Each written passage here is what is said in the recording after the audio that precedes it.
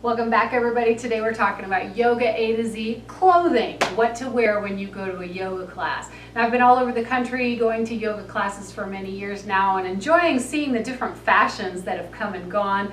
I've seen everything from hot yoga classes where female practitioners will wear very tight little shorts and just a jog bra to class, all the way to classes where people wear very long dancer style baggy pants and even hooded sweatshirts. So it's just a matter of preference, but I'm going to share with you a little bit about what works for me. I've been at this a long time. This is only my little 2 cents, but I thought I'd share with you what I know has come into my life as being the most efficient, the simplest, and the least distracting. Let's start at the top. Hair. Those of you who have long hair, male or female, I love the idea of being able to go into a yoga class with my hair down and just let it flow. I've seen students do that before, but it only took me 1 or 2 downward dogs into warrior one or warrior one into half moon, back into dog or plank to realize my hair is just a distraction. So for me, the best style is a ponytail, a twist, or a bun. I tend to shellac it with hairspray because I have a lot of very baby fine hair,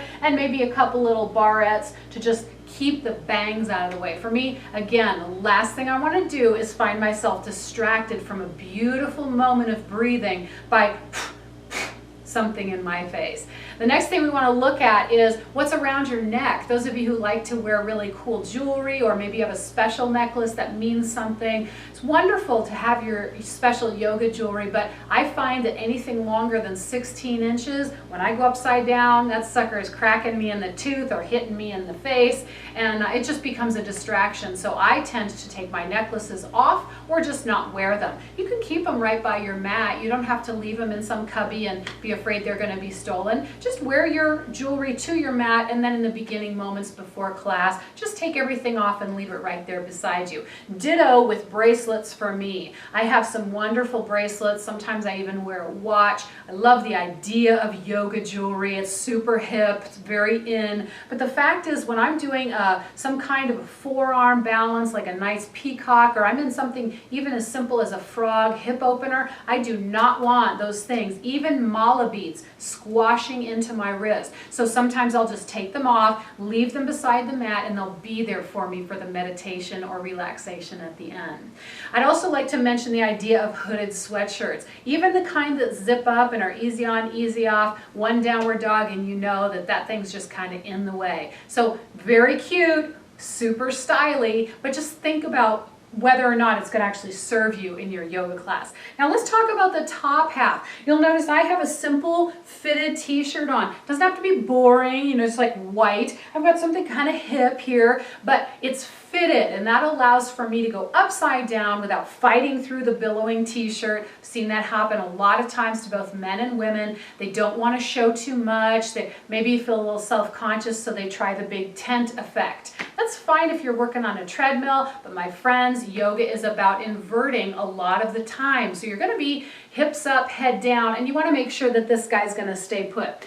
The other thing for me personally, I tend to go with modesty. I don't like to do a nice straddle bend and have to worry that somebody is noticing more of my cleavage than I'd like anybody to notice. I like to be invisible in yoga. Class is for me, not anybody else. So, at least for me, it's about them for them, but it's about me for me. And I don't want to have to worry about somebody paying attention to an aspect of my body. I just want to be able to feel comfortable. So, I tend to wear pretty high-necked shirts, maybe a little bit of a V. For me, that works. The last thing I've got on, yoga pants. I tend to wear a drawstring because I like the control. When I'm doing something where I'm letting it all hang out at the beginning or end of class, I want to loosen that drawstring a little. And then if I'm doing something where I'm maybe doing some really intensive movements, some jumping, I actually tend to cinch it up so that they stay with me and they move with my body. I don't wear really long pants.